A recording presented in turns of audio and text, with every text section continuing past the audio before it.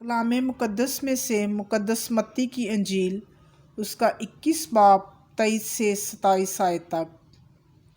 اور جب وہ ہیکل میں آ کر تعلیم دے رہا تھا تو سردار کاہنوں اور قوم کے بزرگوں نے اس کے پاس آ کر کہا، تو کس اختیار سے یہ کرتا ہے اور یہ اختیار تجھے کس نے دیا ہے؟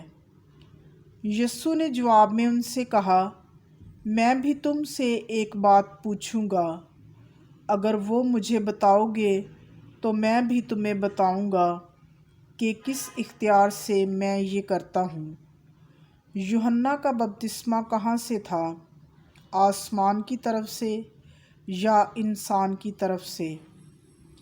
اور وہ اپنے میں غور و خوض کرنے لگے کہ اگر ہم کہیں آسمان کی طرف سے تو وہ ہم سے کہے گا، پھر تم نے کیوں اس کا یقین نہ کیا؟ اور اگر کہیں انسان کی طرف سے تو ہم عوام سے ڈرتے ہیں، کیونکہ سب یوحنا کو نبی مانتے ہیں۔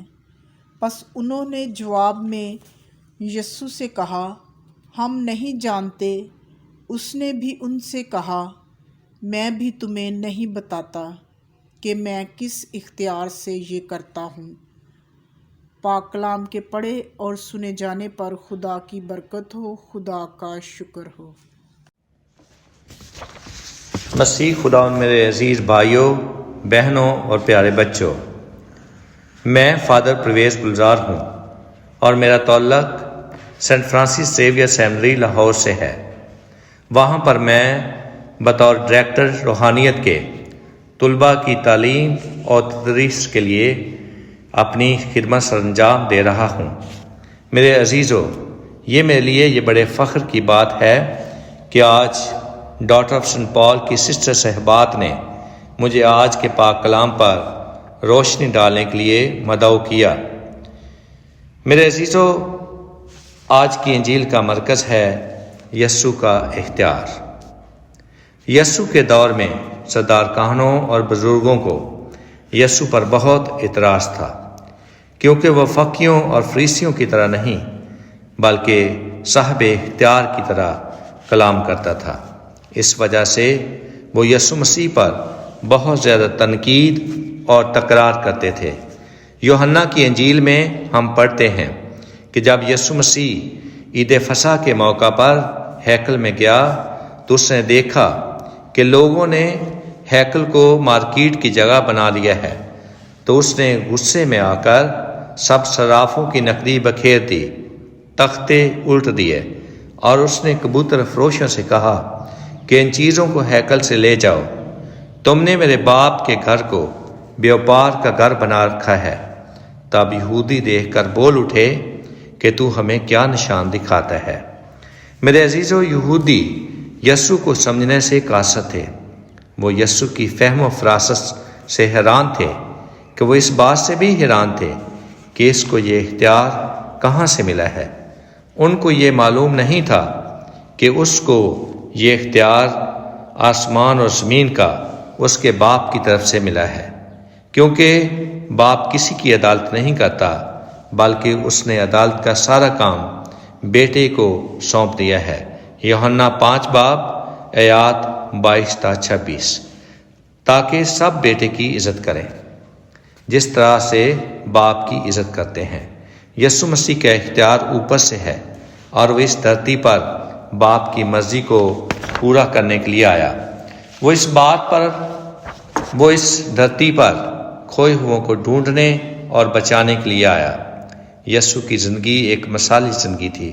اس نے اپنی زندگی کے ساتھ لوگوں کو سکھایا کہ وہ خدمت کروانے کے لیے نہیں بلکہ خدمت کرنے کے لیے آیا ہے۔ اس لیے یسوع کے کلام اور الفاظ میں طاقت ہے، کیونکہ اس کا کلام اور اس کے الفاظ اس کی زندگی کی عکاسی کرتے ہیں۔